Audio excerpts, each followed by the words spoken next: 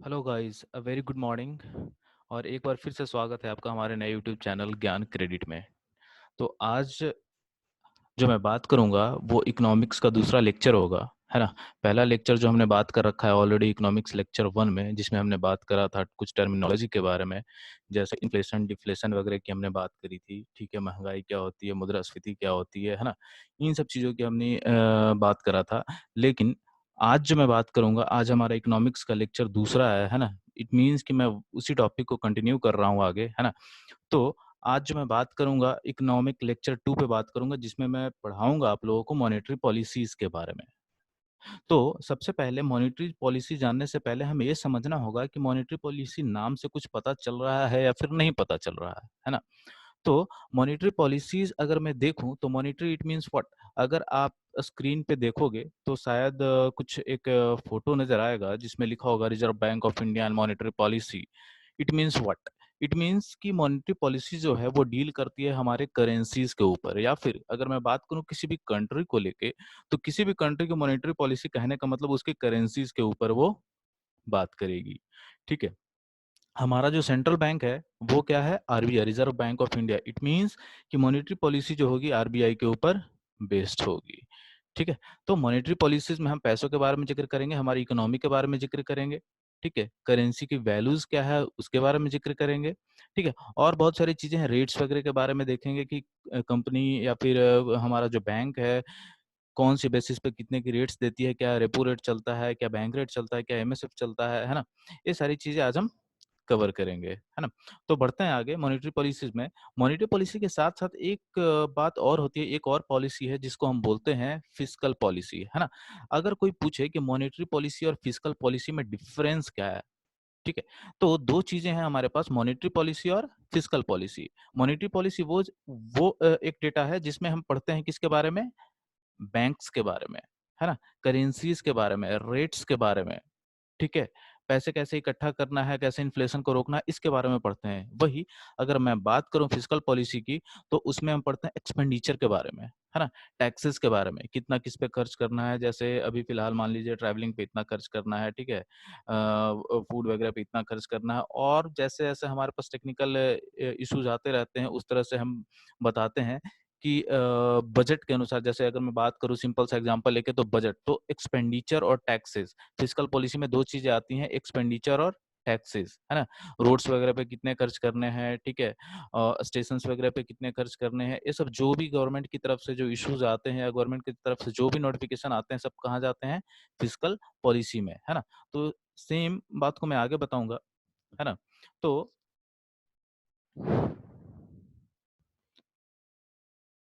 ठीक है। जो मैंने अभी बताया कि मॉनेटरी पॉलिसीज़ होती हैं और दूसरी क्या होती है? फिस्कल पॉलिसी, जिसको हम बोलते हैं राजकोषीय नीति। और मॉनेटरी पॉलिसी को क्या बोलते हैं? मौद्रिक नीति। मौद्रिक नाम से ही पता चल रहा है क्या कि करेंसी के बारे में हम बात करने वाले हैं। अगर वही मैं फिस्कल की बात करूँ तो सेम है, राजकोषीय नीति कहने का मतलब खर्च कितना करना है, ठीक है? कौन से कम्युनिटी पे कितना खर्च करना है, उसके बारे में अगर मैं बात करूँ तो आता है फिस्कल पॉलिसी के लिए। जैसे डील्स विथ क्या आता है? एक्सपेंडिचर और टैक्सेस, लाइक जीएसटी कितना करना है, क्या नहीं करना है, वो किसके थ्रू रेगुलेट होता है? फाइनेंस मिनिस्ट्री के थ्रू। कैसे रेगुलेट होता है? तो बजट के थ्रू। आपने याद होगा कि जब भी कोई हमारे पास फाइनेंस मिनिस्टर आते हैं, वो हर बारी ना अपना एक बजट लेके आते हैं, ठीक है? बजट में क्या करते हैं, वो इन्हीं चीज़ों को बताते हैं कि कौन से फील्ड में कितना एक्सपेंडिचर करना है और कौन से फील्ड को कितना टैक्सेस कंसीडर करना है, ठीक है? तो टैक्सेस और एक्सपेंडिचर जो भी डील करते हैं, उनको क्या बोलते हैं? Fiscal policy. अगर मैं फिलहाल अभी की बात करूँ, तो अभी हमारे पास फाइनेंस मिनिस्ट्री में कौन बैठे हैं? निर्मला सीतारमन। तो इस बार की बजट वही लाई थी, तो उन्होंने बताया था एक्सपेंडिचर और टैक्सेस के बारे में, ठीक है? अब सीधी-सी बात है कि आगे बढ़ते हुए हम चलते हैं मॉनेटरी पॉलिसीज़ पे। मॉनेटरी पॉलिसी रेगुलेट किसके थ्रू होता है? ठीक है, तो मैंने पहले ही बता रखा है कि किसी भी कंट्री का सेंट्रल जो बैंक होगा, मॉनेटरी पॉलिसी उसी के थ्रू रेगुलेट होगा, ठीक है? तो हमारे पास कौन-सा सेंट्रल बैंक है? Reserve bank of India. तो हमारी मॉनेटरी पॉलिसी किसके थ्रू रेगुलेट होगी? रिज़र्व बैंक ऑफ इंडिया के थ्रू, ठीक है? अच्छा, एक बात बताओ आप लोग कि क्या आपने कभी सोचा है कि बैंक को प्रॉफ़िट कैसे होता होगा? या फिर बैंक आया क्यों? या फिर आरबीआई को प्रॉफ़िट कैसे होता होगा, ठीक है? ये मैंने एक छोटा-सा एक एग्ज़ाम्पल रखा है, एक नोटिफ़िकेशन के थ्रू, एक फ़ोटोज़ के थ्रू, एक इमेज के थ्रू। अगर आपको कुछ समझ में आया तो ठीक है, नहीं तो फिर मैं बता रहा हूँ, ठीक है? एक कॉमन सा एग्ज़ाम्पल लेते हैं, जैसे मान लो कि आज आप जा रहे हो बैंक में, आपने ₹100 डिपॉज़िट करे, ठीक है? बैंक ने आपको इंटरेस्ट रेट दिया 5% का। ठीक है। इट मीन्स कि जब आप अपने पैसे निकालोगे तो आपके पास कितने होंगे? 105 रुपए, ठीक है। वही एक दूसरा इंसान जाता है मेरी तरह, उसने क्या करा कि लोन लिया, ठीक है। उसने भी 100 रुपए का लोन लिया, लेकिन लोन का जो इंटरेस्ट रेट था डिपॉजिट के से कहीं डबल था। इट मीन्स कि 10% था, ठीक है। तो अब बताओ, अगर आप अपने पैसे निकालने जाओगे तो आपको कितने देने हैं बैंक को? 105 रुपए। और अगर वही इंसान जिसने कि लोन लिया, जब वो उस लोन को पे करने जाएगा तो उसे कितना देना होगा? 110 रुपए, ठीक है। तो डिफरेंस समझ में आ रहा है कि बैंक ने आपको दिया 105 रुपए, उस इंसान ने बैंक को दिया 110 रुपए, तो 5 रुपए का गैप समझ में आ रहा है? 105 तो उसको दे दिए, 110 रुपए उसको मिले, 5 रुपए का प्रॉफिट हो रहा है ना? तो बैंक को यहाँ पे किसका हुआ? 5 रुपए का प्रॉफिट हुआ। तो क्या आप एक बात बताओ, क्या बैंक 100 रुपए से डील करती है? नहीं, वो करोड़ों अरबों में बात करती है ना? तो ये जो 5 रुपए प्रॉफिट हुए, 5 अरब, 5 इस तरह से होते हैं, करोड़ होते हैं, अरब होते हैं, उस चीज से बैंक जो है चलती है और अपने वर्कर्स को सैलरी और जो भी मेंटेनेंस है सब कुछ अपना चलाती है। तो बैंक को प्रॉफिट यहाँ से होता है। समझ में आ रहा है आपको? अब अब मैं बात करूँ कि क्या इतना ईज़ी है सब कुछ चलाना कि हाँ, किसी ने डिपॉज़िट किया, किसी ने लोन लिया, ₹5 प्रॉफिट हो गए, ठीक है? या फिर अगर मैं बैंक की बात करूँ तो करोड़ों में जाते हैं, तो बैंक को प्रॉफिट हो गया, सब सस्ता है, सब कुछ चल रहा है, ऐसा होता है कभी?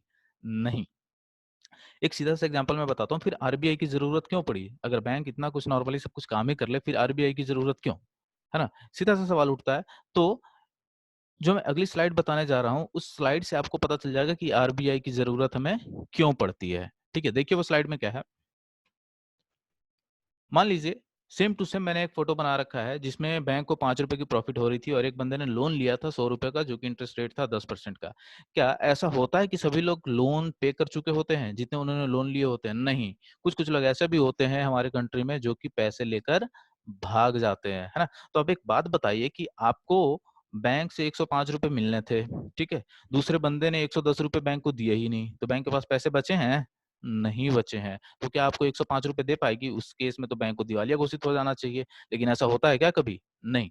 बैंक बिल्कुल सबको पैसे देती है। तो कहाँ से देती है? इट मीन्स कि कोई तो है जो इसको हेल्प करता होगा, कोई तो है जो बाकी सारे बैंक्स को मैनेज करता होगा। तो हाँ, बिल्कुल, ये बैंक्स को मैनेज करने वाला ही सेंट्रल बैंक होता है, जिसको हम बोलते हैं रिज़र्व बैंक ऑफ इंडिया। ऐसी कंडीशन में, ठीक है, बैंकों की मदद करने वाली होती है रिजर्व बैंक ऑफ इंडिया। तो एक बात दोबारा से आती है हमारे पास सवाल कि क्या आरबीआई ऐसी मदद कर देगी? नहीं, उसके लिए भी कुछ टर्म्स एंड कंडीशंस होते हैं जो कि बैंक को फुलफिल करने होते हैं, तभी आरबीआई भी किसी बैंक की हेल्प करती है। अच्छा, वो टर्म्स एंड कंडीशंस क्या होते हैं, वो मैं आपको बता देता हूँ। ठीक है? देखिए, अगर वीडियो समझ में आ रहा होगा तो प्लीज़ वीडियो एंड होने के बाद लाइक और कमेंट ज़रूर कीजिएगा, और हाँ, बिल्कुल सब्सक्राइब करना बिल्कुल मत भूलिएगा। ठीक है? तो बढ़ते हैं आगे लेक्चर की ओर। कैश रिजर्व रेशियो, ठीक है, मैं बात करूंगा सीआरआर, ठीक है, नकद आरक्षित अनुपात, ठीक है।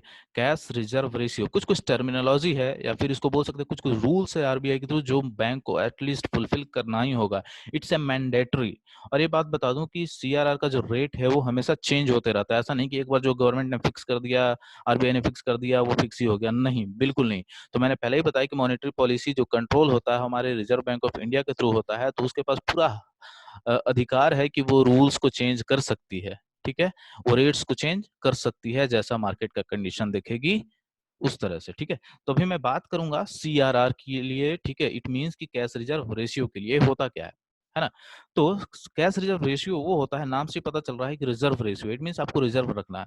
तो आरबीआई कहती क्या है, बैंक्स को एक गाइडलाइन देती है कि आपके पास जितने भी पैसे डिपॉजिट हो रहे हैं उसका कुछ पार्ट आपको आरबीआई में डिपॉजिट करना होगा, ताकि आपको अगर कभी भी जरूरत पड़े तो उसी में से पैसे आपको दिए जा सके, है ना? कोई बैंक वहाँ पे फ्री में तो बैठी नहीं है कि भाई आप दिवालिया घोषित हो जाओ, उसके बाद आरबीआई देती रह रही है ना? ऐसा नहीं होता। इट मीन्स कि इन्हीं सब चीज़ों को बचने के लिए, इन्हीं सब चीज़ों से बचने के लिए आरबीआई भी कुछ रूल्स निकालती है कि हर बैंक को जितना उसका डिपॉजिट होता है, उसका कुछ पार्ट जो है आरबीआई को देना पड़ता है, जिस पे आरबीआई कोई इंटरेस्ट नहीं देती है। ऐसा मत सोचिएगा कि आरबीआई ने वो पैसे लिए हैं एज ए मैंडेट और मैंडेटरी है, वो देना ही होगा, ठीक है? तो उसपे कुछ इंटरेस्ट देती है, नहीं, कोई इंटरेस्ट नहीं मिलता। ठीक है? तो पहले की अगर मैं बात करूँ तो जो हमारा सीआरआर था वो 4% था। इट मीन्स कि टोटल जितना डिपॉजिट हो रहा है बैंक के पास, उसका 4% जो है कोई भी बैंक आरबीआई को देती है। 4% कहने का मतलब क्या है कि मान लीजिए कि किसी बैंक के पास 100 रुपए आए, ठीक है, उसमें से कितना देना है, 4% देना है आरबीआई को, ठीक है, तो 4% कितने हो गए, 4 रुपए, तो 100 रुपए में से 4 रुपए जो है आरबीआई के पास चले जाएंगे, ठीक है। अब दूसरा सवाल ये उठता है कि क्या ये जो 4 रुपए हैं वो किसी भी फॉर्म में जा सकते हैं आरबीआई के पास, तो हमारा जवाब होगा नहीं, किसी भी फॉर्म में नहीं जा सकते हैं, बस एक ही फॉर्म होगा, वो होगा कैश। नाम से ही पता चल रहा है cash reserve ratio, it means कि कैश के रूप में ही आरबीआई को देना होगा, आरबीआई पे सबमिट करना होगा, ठीक है। एक और इमेज नीचे मैंने लगा रखी है जो कि ये दर्शाती है, ठीक है, कि मान लीजिए 100 करोड़ रुपए कस्टमर की तरफ से कलेक्शन हुए, ठीक है, बैंक के पास, ठीक है। बैंक को क्या करना है, फिलहाल नॉर्मली 4% का आरबीआई ने अभी रेट फिक्स कर रखा है कैश रिजर्व रेशियो का, ठीक है। तो क्या 100 करोड़ का 4% कितना हो गया, 4 करोड़, इट मीन्स कि 4 करोड़ जो है आरबीआई के पास सबमिट हो जाएगा, जिसपे बैंक को कोई भी इंटरेस्ट नहीं मिलेगा, ठीक है। ये तब की मैं बात बता रहा हूँ जब सीआरआर का रेट जो है 4% था, लेकिन फिलहाल एज ए कोविड-19 कोरोना की वजह से फिलहाल कुछ चेंज हुआ है हमारा सीआरआर रेशियो, जो कि अभी फिलहाल 3% है। तो मैंने नीचे भी लिख दिया है कि 3% का अभी हमारा कैश रिजर्व रेशियो चल रहा है, लेकिन पहले क्या था, हमारा 4% था। तो सीआरआर समझ में आया कि जो भी डिपॉजिट हो रहा है बैंक का, उसका कुछ पार्ट, ठीक है, मतलब वो पार्ट जो कि आरबीआई के पास जमा होती है, उसको क्या बोलते हैं, सीआरआर। मैंने लिख भी रखा, cash reserve ratio is the share of the bank's total deposit that is mandated by the reserve bank of India to be maintained with the latter in the form of liquid cash, जो कि कैसे जाएगा, सिर्फ cash में जाएगा, ठीक है। और CRR can be only deposited in cash, no interest is paid on the CRR by RBI, ठीक है। सीआरआर पे कोई भी इंटरेस्ट पे नहीं करेगी आरबीआई, ठीक है। फिलहाल अभी जो है 3% का हमारा चल रहा है सीआरआर। अच्छा, एक सवाल और उठता है कि जैसे मान लीजिए कि बैंक ने आरबीआई को, ठीक है, 4% का रेट दिया, 4% का डिपोजिशन दिया।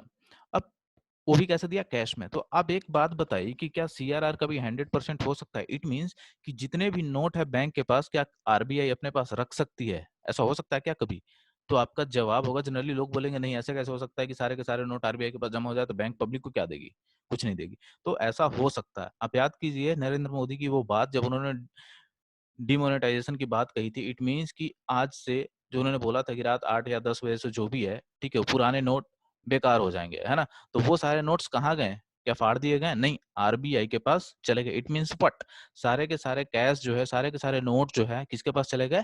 आरबीआई के पास चले गए। इट मीन्स कि सीआरआर जो है, कैश रिजर्व रेशियो 100% हो सकता है, but not in a normal condition. अब ऐसा जैसे फ्लो अभी चल रहा है पुराने हमारे नए नोटों का, क्या सारे के सारे नोट आरबीआई के पास जमा हो सकते हैं? नहीं हो सकते। फिर चलेगा कैसे? है ना? तो एक प्रॉपर एक गाइडलाइंस होती है, डिमोनेटाइजेशन के टाइम पे ही ऐसा हो सकता है कि सीआरआर 100% हो जाए, ठीक है? या हमारी तरफ से जो भी कैश है वो आरबीआई के पास चला जाए, ठीक है? सीआरआर क्लियर है सबको? आगे बढ़ते हैं, सेम टू सेम एक और टर्मिनोलॉजी है जिसको हम बोलते हैं एसएलआर, ठीक है? SLR it means what? Statutory liquidity ratio.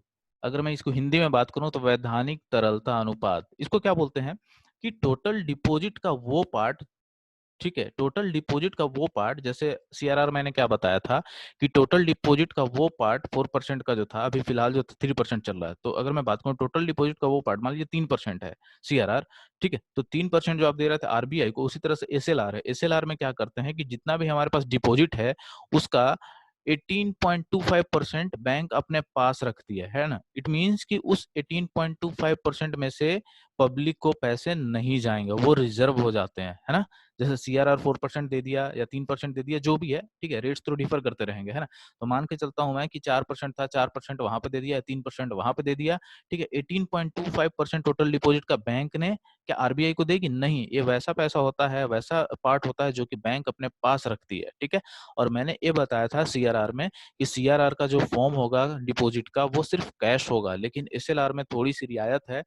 SLR जो हो सकता है, या तो आप कैश जमा कर सकते हैं, बैंक अपने पास रख सकती है, या तो गोल्ड रख सकती है, या फिर गवर्नमेंट सिक्योरिटीज रख सकती है ना? तीनों फॉर्म में हो सकता है एसएलआर, ठीक है। इस पे भी कोई इंटरेस्ट नहीं होता। क्यों नहीं होता? क्योंकि बैंक तो ये अपने पास ही रख रही है, आरबीआई को थोड़ी दे रही है ना? तो इस पे इंटरेस्ट का सवाल ही पैदा नहीं होता, ठीक है। पहले की मैं बात करूं तो एसएलआर जो था वो कितना था, 20%, लेकिन अभी फिलहाल जो हमारा अप्रैल 2020 में जो हमारा एसएलआर चल रहा है वो 18.25 25 है ना। कहने का मतलब 4% हमने आरबीआई को दे दिए और 18.5%, 18.25% बैंक ने अपने पास रख लिया। ठीक है, इट मीन्स कि जो भी हमारा बचा 18 और 4 22 हो गए 18।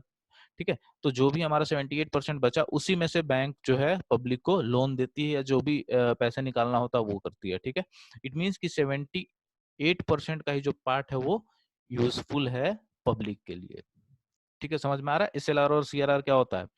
आगे बढ़ते हैं। ये जो मैंने अभी डेटा नीचे दे रखा है, ये अभी अप्रैल 2020 का रेशियो है, सब कुछ का रेट है, सब कुछ का, कि एसएलआर क्या चल रहा है, सीआरआर क्या चल रहा है। इसलिए मैंने आपको बताया 20% का, पहले एसएलआर 20% था, लेकिन फिलहाल अप्रैल 2020 में हमारा जो एसएलआर चल रहा है 18.25 चल रहा है। अब आते हैं रेपो रेट के बारे में। ठीक है, रेपो दर क्या होता है। ठीक है, हमने बात कर ली कि आरबीआई कुछ पैसे लेता है उसको क्या बोलते हैं, सीआरआर। बैंक जो अपने पास कलेक्शन रखती है वो होता है क्या, एसएलआर। अच्छा, कई लोगों को ये कन्फ्यूजन होता है कि मान लीजिए मैं लंबे लिफाफे में नहीं जाता, 100 रुपए से बात करता हूँ। मान लीजिए 100 रुपए हैं, ठीक है, मैंने बताया कि 3% अभी रेपो रेट है, सॉरी 3% अभी सीआरआर है, कैश रिजर्व रेशियो है, जो कि आरबीआई को जमा करना। तो 100 रुपए में से मैंने क्या 3 रुपए दे दिए आरबीआई को, हमारे बैंक के पास कितने बच गए, 97 रुपीज। कई लोगों का कहना होता है कि अब एसएलआर बैंक को अपने पास रखना है, तो क्या 97 का 18.25% होगा एसएलआर?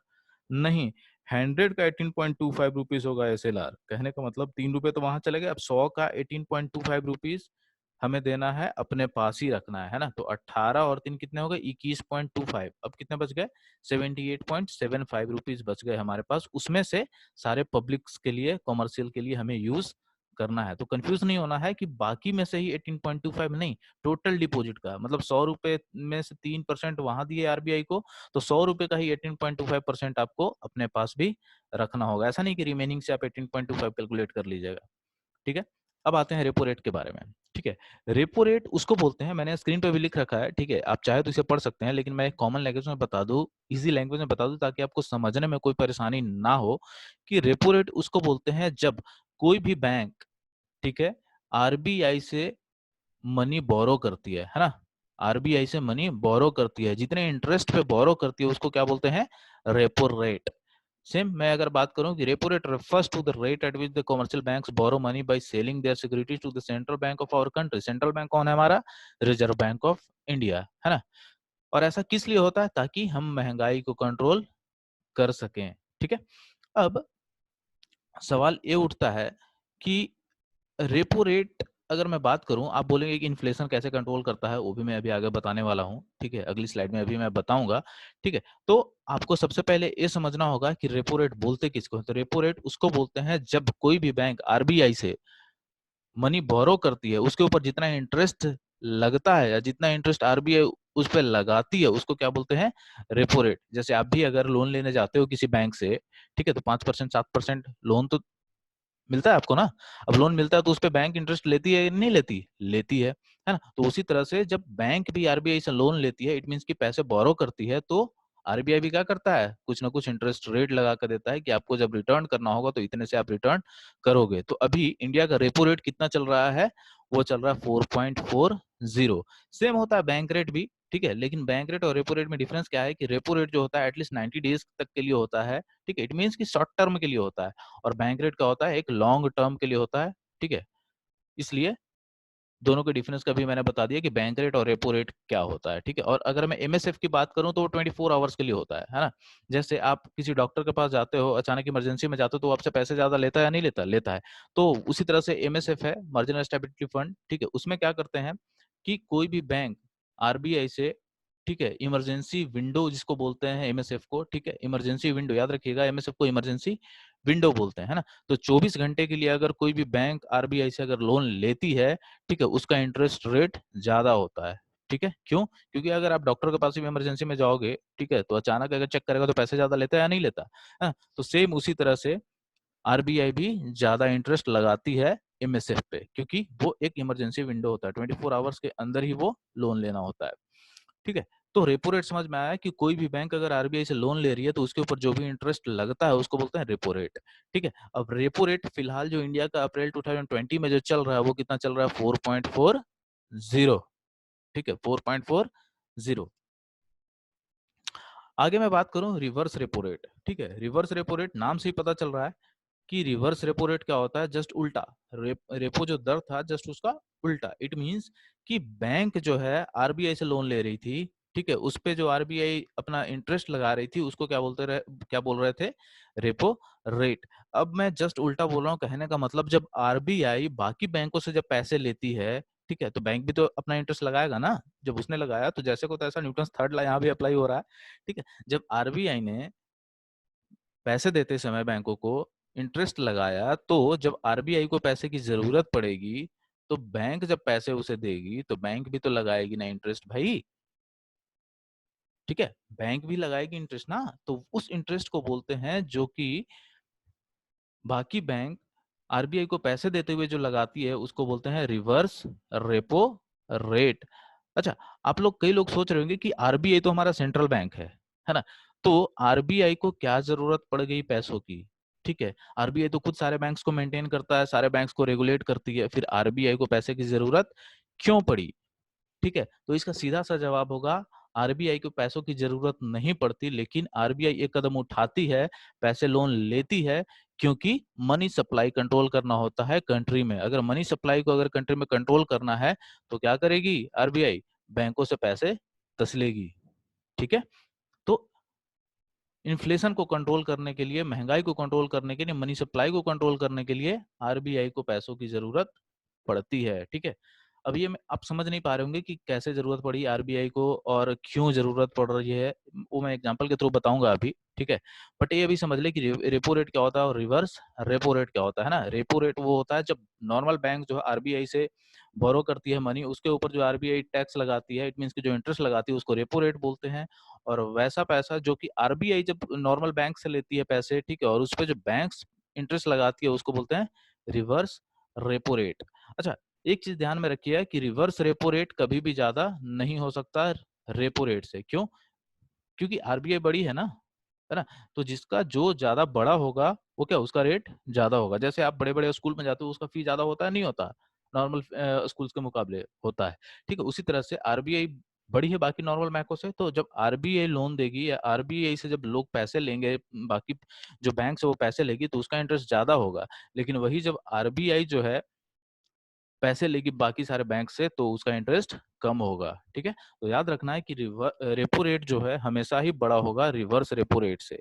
पहले क्या था कि 100 बेसिस का डिफरेंस आता था, ठीक है, रेपो रेट और रिवर्स रेपो रेट में। काफी सारे एग्जाम में भी पूछे गए हैं कि रेपो रेट जो है रिवर्स रेपो रेट से कितना परसेंट का डिफरेंस पे होता है, तो 1% के डिफरेंस पे होता है। लेकिन अभी फिलहाल जो हमारे मिनिस्टर हैं, ठीक है, उन्होंने 25 बेसिस जो है रिवर्स रेपो रेट में कम कर दिया है। इट मींस 25 बेसिस कहने का मतलब क्या हो गया, 0.25% है ना। तो पहले 4% का हमारा इंडिया का रेपो रेट था, लेकिन अब हो गया कितना, 25 बेसिस घटाने के बाद हो गया 3.75%।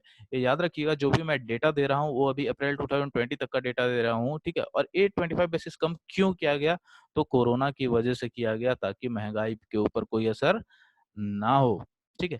अब आप समझ रहे होंगे कि महंगाई ये सारे सर कैसे बता रहे हो, रेपो रेट बैंक को कैसे डिफाइन करेगी, रिवर्स रेपो रेट से कैसे महंगाई वगैरह का कंट्रोल होगा, ठीक है। तो सीधा सा है, मैं अगली स्लाइड पे जब जाऊंगा तो सब कुछ क्लियर होगा। जो लास्ट लेक्चर मैंने लिया था उसमें जो मैंने बताया था, ठीक है, वो सारी बातें भी क्लियर होंगी। तो अभी से मैं रिकॉल करता हूँ कि मैंने लास्ट टाइम इन्फ्लेशन बताया था, मुद्रास्फीति बताया था, जिसको कि मैंने बोला था कि अगर महंगाई बढ़ती है, इन्फ्लेशन मीन्स क्या, महंगाई है ना, तो जब महंगाई बढ़ती है तो क्या होता है, परचेजिंग पावर घटती है। जैसे मैंने एक एग्जांपल भी दिया था कि मान लो आपके फादर ने बोला 20 रुपए दिए और बोला कि जाओ 1 केजी प्याज लेके चले आओ। आप गए ओनियन लाने, 1 केजी प्याज लेके आ गए, ठीक है। अगले दिन फिर आपके फादर ने बोला, ठीक है, कि आप 1 केजी ऑनियन लेके आओ। जब आप ऑनियन लेने गए तो अब क्या था कि 20 रुपए के बदले अब जो ऑनियन 40 केजी का 40 रुपए केजी हो गया था, ठीक है।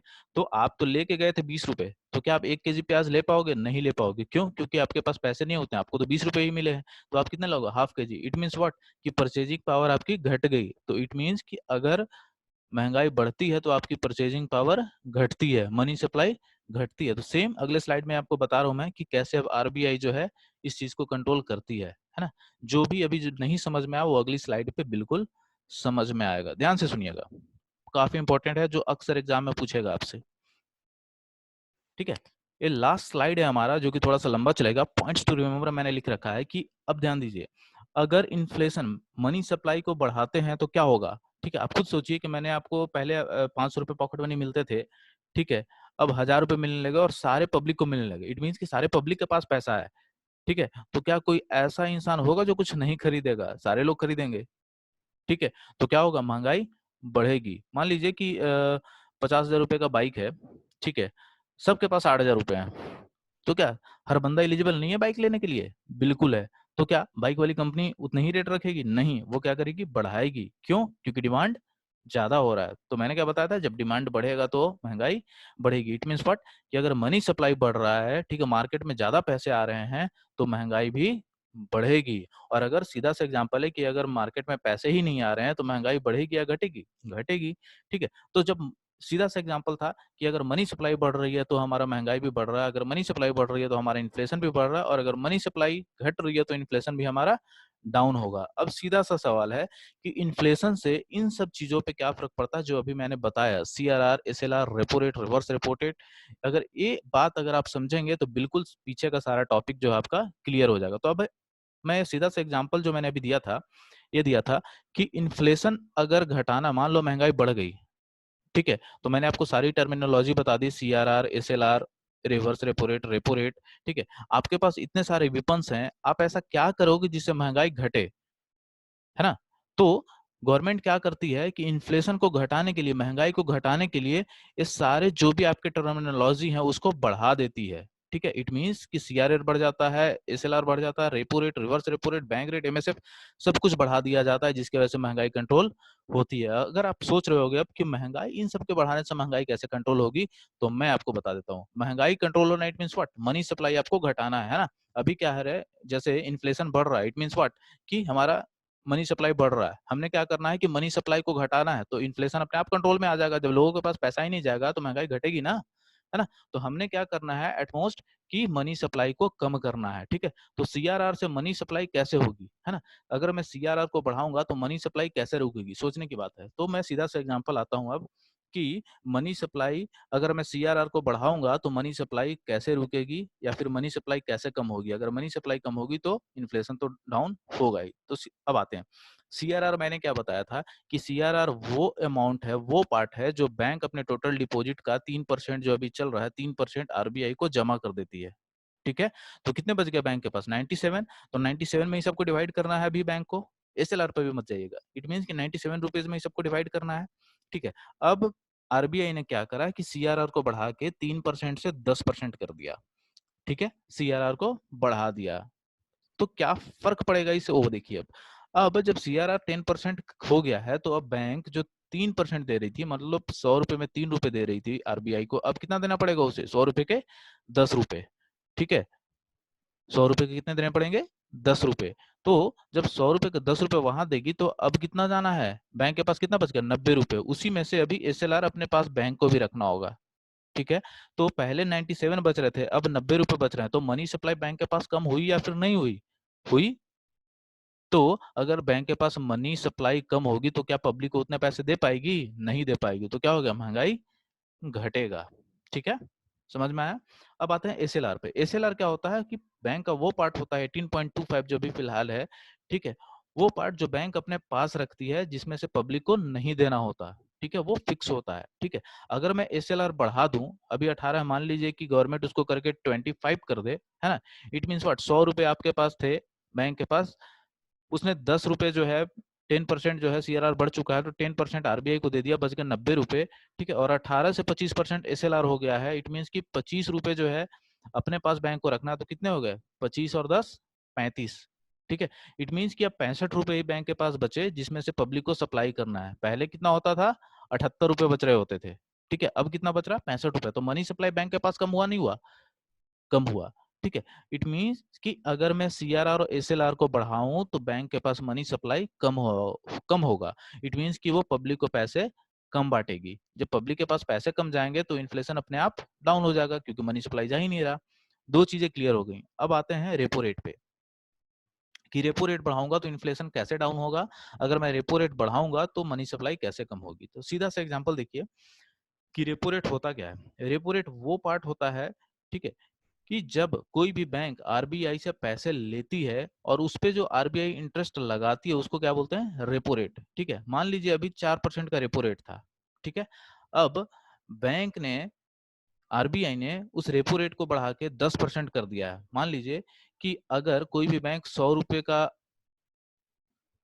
मनी लेती है, 100 रुपए मान लो, कोई भी बैंक आरबीआई से लोन लेती है, तो आरबीआई को कितना चुकाना होगा टोटल बैंक से, 110 रुपए। मतलब आरबीआई के पास कितने पैसे जाएंगे, 110 रुपए जाएंगे। और पहले आरबीआई को कितने मिलते थे, जब 4% का रेट था, रेपो रेट, तब मिलते थे 104 रुपए, है ना। तो अब बैंक को कितना देना पड़ रहा है, 6 रुपए एक्स्ट्रा देना पड़ रहा है आरबीआई को। ठीक है, तो और वही पैसे अब क्या करती है कि बैंक जो है आरबीआई से पैसे लेती है कितने, कम इंटरेस्ट पे। मान लो कि रेपो रेट 4% चल रहा था, 4% पे बैंक ने आरबीआई से लोन लिया, और वही बैंक जो है पब्लिक को दे देती है 8% पे लोन, है ना। अब क्या 4% का डिफरेंस हो रहा है, 4% का फायदा हो रहा है बैंक को, हो रहा नहीं हो रहा, कि ये 4% के हिसाब से बैंक ने आरबीआई से लोन लिया। ठीक है, और उसी पैसे को बैंक क्या करती है, पब्लिक को बांटती है इंटरेस्ट रेट बढ़ाकर। ठीक है, तो क्या होता था कि मनी सप्लाई बढ़ता था, है ना, कि बैंक जो आरबीआई से भी पैसे ले रही है और लोन भी पब्लिक को दे रही है, तो पैसे पब्लिक तक पहुंच रहे हैं या नहीं पहुंच रहे, पहुंच रहे हैं। अब बैंक ने क्या करा, आरबीआई ने क्या करा कि रेपो रेट को बढ़ा के 10% कर दिया, कि अगर अब कोई बैंक मेरे से लोन लेती है, आरबीआई से लोन लेती है, तो 10% चुकाना होगा। पहले 4% था, अब 6% बढ़ा दिया गया, अब 10% होगा। तो ये बात बताइए कि क्या अब बैंक आरबीआई से लोन लेगी, नहीं लेगी। क्यों, क्योंकि इंटरेस्ट रेट ज्यादा है, फिर पब्लिक से पैसा कहाँ से लेगी वो, है ना, नहीं लेगी। इट मीन्स व्हाट, कि मनी सप्लाई कम हो रहा है, नहीं हो रहा, मनी सप्लाई कम हो रहा। जब बैंक पैसे ही नहीं लेगी आरबीआई से, ठीक है, तो वो पब्लिक को बांटेगी कैसे, जितना उतने में से ही बांटना पड़ेगा ना। तो क्या हो गया, रेपो रेट बढ़ा तो इन्फ्लेशन, मनी सप्लाई क्या हुआ, घटा। अगर मनी सप्लाई घटा तो इन्फ्लेशन भी डाउन हुआ। तीन चीजें क्लियर हो गई, सीआरआर, एसएलआर और रेपो रेट। अब आते हैं रिवर्स रेपो रेट पे। ठीक है, मान लीजिए कि आपका कोई फ्रेंड बैंक में काम करता है। ठीक है, आपने बोला कि भाई मेरे को 100 रुपए लोन चाहिए। ठीक है, उसने क्या बोला, ठीक है, जो बंदा बैंक में काम करता है उसने बोला कि 3% के हिसाब से मैं लोन दूंगा। मतलब 100 रुपए दे रहे हो तो 103 रुपए आपको लौटाने होंगे। ठीक है, मतलब बैंक को कितने का फायदा हो रहा है, 103 रुपए। 100 रुपए के बदले 103 मिल रहा है, मतलब 3 रुपए का फायदा हो रहा है। वहीं आरबीआई ने क्या करा कि देखा कि मनी सप्लाई ज्यादा हो रहा है मार्केट में, तो उसने क्या करा कि रिवर्स रेपो रेट को बढ़ा दिया। रिवर्स रेपो रेट क्या होता है कि आरबीआई लोन लेती है बाकी सारे बैंक से, तो रिवर्स रेपो रेट मान लीजिए अभी 3% का था, उसने बढ़ा के कर दिया उसको 12%। ठीक है, मतलब आरबीआई कहती क्या है कि आप मेरे को पैसे दोगे, ठीक है, तब मैं आपको इंटरेस्ट ज्यादा दूंगा। पहले क्या था, 3% का, मतलब 100 रुपए अगर लेता था तो आरबीआई कितना, 103 रुपए उसको चुकाता था। ठीक है, अब आरबीआई ने बोला कि अगर मेरे को 100 रुपए दोगे तो मैं 112 रुपए दूंगा। ठीक है, और बैंक ने पब्लिक को क्या बोला है कि आप मेरे को 100 रुपए दो, ठीक है, 100 रुपए ले जाओ और 103 रुपए देना। ठीक है, तो बैंक को 3 रुपए का प्रॉफिट हो रहा है। लेकिन वही चीज अगर बैंक जो आरबीआई को पैसे दे रही है तो कितने का फायदा हो रहा है, 112 रुपए का, मतलब 9 रुपए का डिफरेंस आ गया। तो बैंक पब्लिक को पैसे क्यों देगी जब उसको ज्यादा बेनिफिट हो रहा है आरबीआई से। सोचने वाली बात है ना, कि बैंक जो है पहले 3% के हिसाब से लोन दे रही थी पब्लिक को। ठीक है, अब आरबीआई ने बोला कि आप मेरे को लोन दो, मैं 12% आपको दूंगा। तो 3% वाले को बैंक लोन देगी, नहीं देगी, क्योंकि वहां से 3% मिल रहा है और आरबीआई से कितना मिल रहा है, 12%। तो ऑब्वियस सी बात है, बैंक को फायदा हो रहा है, तो बैंक क्या करेगी, अपने पैसे आरबीआई को देगी। जब आरबीआई को बैंक पैसे देगी तो क्या होगा, मनी सप्लाई मार्केट से घटेगा नहीं घटेगा। जब बैंक के पास पैसे नहीं होंगे तो मार्केट में पैसे जाएंगे, नहीं जाएंगे, है ना। जब मार्केट में पैसे नहीं जाएंगे इट मीन्स कि व्हाट, कि मनी सप्लाई घटा। अगर मनी सप्लाई घटा तो क्या हुआ, इन्फ्लेशन घटा। तो ऐसे करके डिफरेंस समझ में आता है कि महंगाई को कम करने के लिए इन सब चीजों को बढ़ाना होता है। तो आपके एग्जाम में पूछा जाएगा कि इन्फ्लेशन को कम करने के लिए सीआरआर बढ़ाएंगे तो इन्फ्लेशन पे क्या इम्पैक्ट पड़ेगा, एसएलआर बढ़ाएंगे तो क्या इम्पैक्ट पड़ेगा, बैंक रेट बढ़ाएंगे तो क्या इम्पैक्ट पड़ेगा। इस तरह से सवाल आपका बनता है। तो आज मैं समझता हूँ कि अगर आप लोगों ने इस वीडियो को पूरा देखा होगा तो अब इसके बाद से इन सारी बातों पे आप कभी भी, इन सारे सवाल पे कभी भी गलती नहीं करोगे। ठीक है, इन्फ्लेशन, सीआरआर, एसएलआर, कोई भी ऐसा डाउट नहीं होगा जो अब इस बीच रहा होगा। फिर भी अगर किसी को लगता है कि हाँ मुझे डाउट है तो प्लीज वीडियो एंड होने के बाद आप अपने कमेंट जरूर दें। अगर आपको वीडियो अच्छी लगी हो तो प्लीज इसे लाइक करें और बिल्कुल सब्सक्राइब करना बिल्कुल ना भूलें, ताकि मैं अपनी अगली वीडियो लेक्चर लेके आऊँ इकोनॉमिक्स के ऊपर, इंग्लिश के ऊपर, और जो भी सब्जेक्ट बन पड़ेगा मैं बिल्कुल आपके लिए लेके आऊंगा। तो आज के लिए इतना ही, बाकी फिर मिलते हैं कल। Tata, bye bye. Enhancing education, one of SAP's top social priorities worldwide.